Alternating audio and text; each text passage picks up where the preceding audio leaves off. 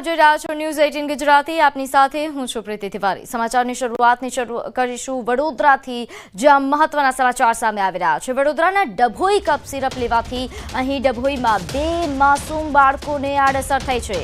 બંને બાળકોને ડભોઈ પ્રમુખ સ્વામી હોસ્પિટલ ખાતે 3 દિવસથી તેઓ સારવાર હેઠળ છે।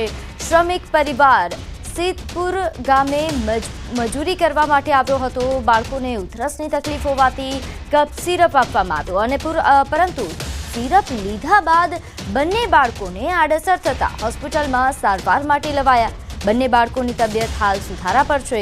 સમગ્ર ઘટના સંદર્ભે ડભોઈ પંથકમાં ચકચાર મચી છે। સિરપ ક્યાંથી લાવ્યા, તબીબ કોણ હતું તે દિશામાં આરોગ્ય વિભાગે તપાસ શરૂ કરી છે। 1 દિવસ આઈસીયુમાં રાખ્યા બાદ તબિયત સુધાર પર આવતા બંનેને જનરલ વોર્ડમાં રખાયા છે। મધ્યપ્રદેશ કપ સિરપ જેવો મામલો ગુજરાતના વડોદરાના ડભોઈમાં પણ થયો હોય તેવી ચર્ચાએ જોર પકડ્યું। તો શ્રમિક પરિવાર કયા તબીબ પાસેથી દવા લાવ્યો અને તે કપ સિરપ કઈ હતી તે હજુ અકબંધ। ત્યારે આ મામલે વધુ વિગત સાથે આપણી સાથે સંવાદદાતા હાર્દિક જોડાઈ ગયા છે। હાર્દિક, આ નકલી સિરપની જે ઘટના મધ્યપ્રદેશમાં બની તેવી જ ઘટના શું ગુજરાતમાં બની હોય તેવું લાગ્યું છે? આ ઘટનાને લઈને શું વધુ અપડેટ? સામાન્ય રીતે મધ્યમ વર્ગના અથવા ગરીબ પરિવારોની વાત કરીએ તો બાળકોને જ્યારે ખાંસી જેવી સામાન્ય તકલીફ થતી હોય ત્યારે તેઓ ડોક્ટર પાસે જવાનું ટાળતા હોય છે અને મેડિકલ સ્ટોરમાંથી ડાયરેક્ટ આ પ્રકારની સિરપ જે છે તે લઈ લેતા હોય છે। ત્યારે મધ્યપ્રદેશમાં જે ઘટના ઘટી હતી નકલી સિરપની, તેને આખા દેશમાં ચકચાર જગાવ્યો હતો। ત્યારે એ જ પ્રકારની ઘટના અત્યારે ડભોઈમાં બની હોવાની ચર્ચાએ જે છે તે જોર પકડ્યું છે। આ શ્રમિક પરિવાર છે, ઘરના 2 બાળકો છે, આ તેમને ખાંસીની તકલીફ હતી, સિરપ લાવ્યા અને સિરપ બાળકોને પીવડાવી, ત્યારબાદથી જ બાળકોની તબિયત જે છે તે લથડી હતી। ડભોઈની પ્રમુખ સ્વામી હોસ્પિટલમાં અત્યારે સારવાર જે છે તે આપવામાં આવી રહી છે, પરંતુ જ્યારે કફ સિરપ લીધી ત્યારે બાળકોની તબિયત એટલી ગંભીર થઈ ગઈ હતી કે તેમને આઈસીયુમાં રાખવાની ફરજ પડી હતી। તબિયત સુધારા પર આવ્યા બાદ જનરલ વોર્ડમાં રખાયા છે, પરંતુ સમગ્ર મામલે જીરા આરોગ્ય વિભાગ જે છે તેના સીડીએચઓ છે તેમના દ્વારા એક કમિટીની રચના કરવામાં આવી છે અને આ કપ સિરપ કઈ કંપનીની હતી, તેઓ ક્યાંથી લાવ્યા હતા અને કયા તબીબ દ્વારા આ જે કપ સિરપ છે તે અંગે જાણ કરવામાં આવી હતી, અથવા તો પછી મેડિકલ સ્ટોરમાંથી જો કપ સિરપ તબીબને પૂછ્યા વગર લાવ્યા હતા તો કયા મેડિકલ સ્ટોરમાંથી લાવ્યા હતા, તમામ પાસાઓની ચકાસણી જે છે તે અત્યારે કરવામાં આવી રહી છે અને કપ સિરપમાં કયા પ્રકારના કન્ટેનનો ઉપયોગ કરવામાં આવ્યો હતો અને કયા કારણોસર આડઅસર થઈ એ દિશામાં પણ તપાસ જે છે તે કરવામાં આવી રહી છે। જી, આ ઉપરાંત હાર્દિક, જે રીતે આપે જણાવ્યું કે હજુ તો તપાસ શરૂ છે, તપાસ થયા બાદ યોગ્ય જાણકારી બહાર આવશે, પરંતુ કારણ કે મધ્યપ્રદેશમાં જે ઘટના બની એ બાદ ગુજરાતમાં પણ પગલાં લેવાયા હતા। તમામ મેડિકલ સ્ટોર પર સૂચનાઓ જાહેર કરવામાં આવી હતી, તમામ સિરપની ચકાસણી કરવામાં આવી હતી, તેમ છતાં આ બનાવ બન્યો એ ચર્ચાનો વિષય છે। બિલકુલ, જ્યારે દેશમાં કે રાજ્યમાં આ પ્રકારની ઘટના બનતી હોય છે ત્યારે કામ પૂરતું અથવા તો નામ પૂરતું જે તંત્ર છે તે દોડતું થાય છે અને આ કાર્યવાહી જે છે તે થોડા સમય માટે થતી હોય છે, પરંતુ જ્યારે મામલો શાંત પડે ત્યારબાદ આગળ જે છે તે મોનિટરિંગ થતું નથી, યોગ્ય તપાસ થતી નથી।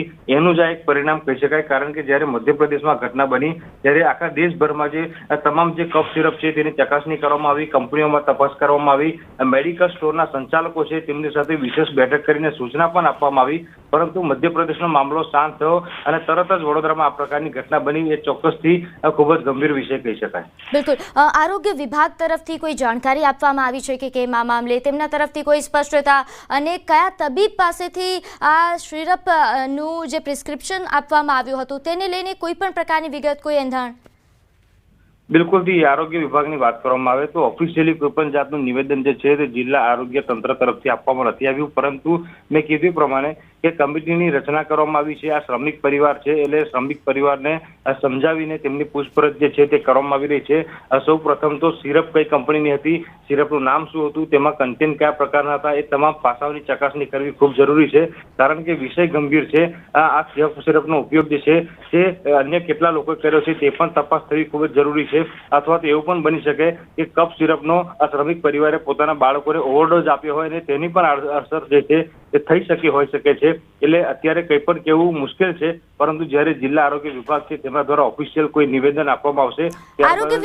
હાર્દિક, આરોગ્ય વિભાગે તપાસ શરૂ કરી છે, આરોગ્ય અધિકારીને આ બાબતની સંપૂર્ણ જાણ છે કે કેમ? કોઈ આપની કોઈ ચર્ચા થઈ, આપની કોઈ જાણકારી આપે મેળવવાનો પ્રયાસ કર્યો આરોગ્ય અધિકારી પાસે?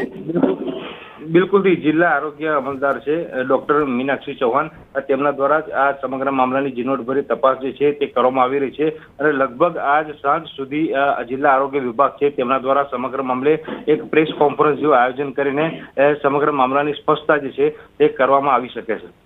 બિલકુલ આ ઉપરાંત હાર્દિક, જે રીતે આપે જણાવ્યું કે હાલ કોઈ સ્પષ્ટ માહિતી નથી ક્યાંથી આ સિરપ લેવામાં આવી, કઈ સિરપ હતી, કયા તબીબે આ સિરપનું પ્રિસ્ક્રિપ્શન આપ્યું અને હવે તપાસ બાદ સમગ્ર માહિતી બહાર આવશે। પરંતુ હાલ જે આ બે બાળકો સારવાર હેઠળ છે તેમની તબિયત કેવા પ્રકારની છે, તેમની તબિયતમાં શું સુધારો છે કે કેમ?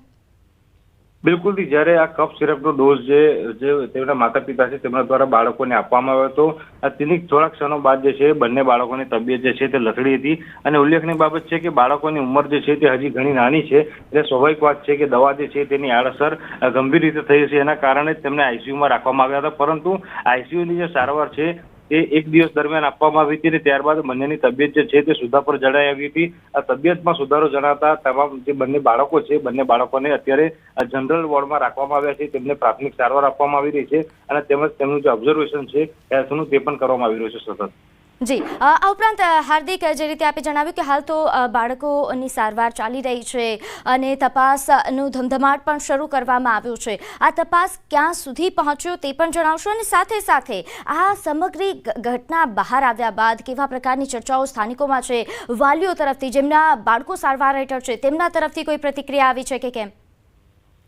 બિલકુલથી ચોક્કસથી કીધું એ પ્રમાણે કે આ વાલીઓ માટે લાલ બત્તી સમાન કિસ્સો કહી શકાય, કારણ કે મેં કીધું પ્રમાણે કે જ્યારે પણ બાળકોને આ પ્રકારની તકલીફ થતી હોય ત્યારે વાલીઓ જે છે અથવા તો મોટેરા હોય તેઓ પણ ડોક્ટર પાસે જવાના બદલે ડાયરેક્ટ મેડિકલ સ્ટોરમાંથી દવા લેવાનું પસંદ કરતા હોય છે। પરંતુ આ કિસ્સાએ ભારે ચકચાર જગાવી છે અને સમાજને આંખ ઉઘાડતો કિસ્સો જે છે તે કહી શકાય, કારણ કે ઘણી વખત એવું બનતું હોય છે કે લોકો જ્યારે મેડિકલ સ્ટોર પરથી ડાયરેક્ટ દવાનો ઉપયોગ કરતા હોય છે ત્યારે દવાઓની આડઅસર થતી હોય છે। એના માટે જ સરકાર દ્વારા પણ જે આરોગ્ય વિભાગ છે તેમના દ્વારા એક એડવાઇઝરી જાહેર કરવામાં આવી છે કે તમને શારીરિક કોઈ પણ તકલીફ હોય તો તબીબની સલાહ લેવી ખૂબ જ જરૂરી છે। ત્યારે ચોક્કસથી હવે આ જે ઘટના બની છે એમાં 2-3 દિવસ જેટલો સમય વીતી ગયો છે, એટલે મેં કીધું પ્રમાણે કે આજ સાંજ સુધી લગભગ આરોગ્ય વિભાગ જે છે તે સમગ્ર મામલે સ્પષ્ટતા કરશે, ત્યારબાદ જ આખું જે ચિત્ર છે તે સ્પષ્ટ થઈ શકશે અને યોગ્ય જે કાર્યવાહી કરવાની છે એ કોની સામે કરવાની છે, આ બાળકોની તબિયત લથડી તો કેમ લથડી, એવા તો કયા કન્ટેન્ટ હતા અથવા તો બાળકોને સિરપનો ઓવરડોઝ અપાયો છે કે કેમ,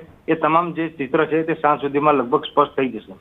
બિલકુલ સાથે હાર્દિક, જે રીતે આપે જણાવ્યું કે હાલ જે આ બનાવ સામે આવ્યો છે આરોગ્ય વિભાગ માટે તો આ તપાસનો વિષય છે, ચિંતાનો વિષય છે જ, પરંતુ આ ઘટના એ વાલીઓ માટે પણ લાલબત્તી સમાન ઘટના ગણી શકાય। વાલીઓએ પણ હવે આ બનાવો સામે આવ્યા બાદ, આ બનાવોની જાણ થયા બાદ સતર્ક રહેવાની જરૂર છે।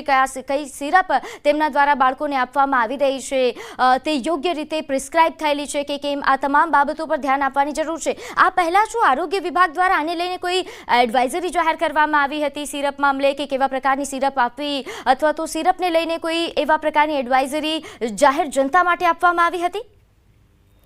બિલકુલથી મધ્યપ્રદેશમાં જે ઘટના બની હતી, નકલી કફ સિરપનું આખું કાંડ જે છે તે પકડાયું હતું, ત્યારબાદથી ફક્ત ગુજરાત જ નહીં પરંતુ સમગ્ર દેશભરમાં જે કેન્દ્રીય આરોગ્ય વિભાગ છે તેમના દ્વારા એડવાઇઝરી જાહેર કરવામાં આવી હતી અને તમામ તકેદારીના પગલાં લેવા માટે તેમજ જે કફ સિરપ છે તેની ચકાસણી કરવા માટેની સૂચના આપવામાં આવી હતી। આ સૂચના બાદથી જે અન્ય રાજ્યો છે, જિલ્લાઓ છે ત્યાં તપાસ પણ કરવામાં આવી હતી, પરંતુ મેં કીધું પ્રમાણે કે જ્યારે આ પ્રકારની ઘટના બનતી હોય છે ત્યારે તપાસનો ધમધમાટ તો ચલાવવામાં આવે છે, પરંતુ જ્યારે પણ મામલો શાંત થાય છે ત્યારબાદથી તપાસ જે છે તે ઠેર રહી જાય છે અને ફરી રાબેતા મુજબ જે પ્રકારે ચાલતું હોય છે પ્રકારે ચાલતું હોય છે, એના કારણે જ આ પ્રકારની ઘટનાઓ જે છે તે સામે આવતી હોય છે। બિલકુલ હાર્દિક, આભાર માહિતી આપવા બદલ। પરંતુ હાલ જે રીતે સંવાદદાતાએ જણાવ્યું કે હાલ તો મહત્વપૂર્ણ સવાલ એ છે કે કયા તબીબે આ સિરપ લખી આપી, કઈ કંપનીની આ સિરપ હતી જે બાળકોને આપવામાં આવી, આ મોટો સવાલ। સમાચારોમાં આગળ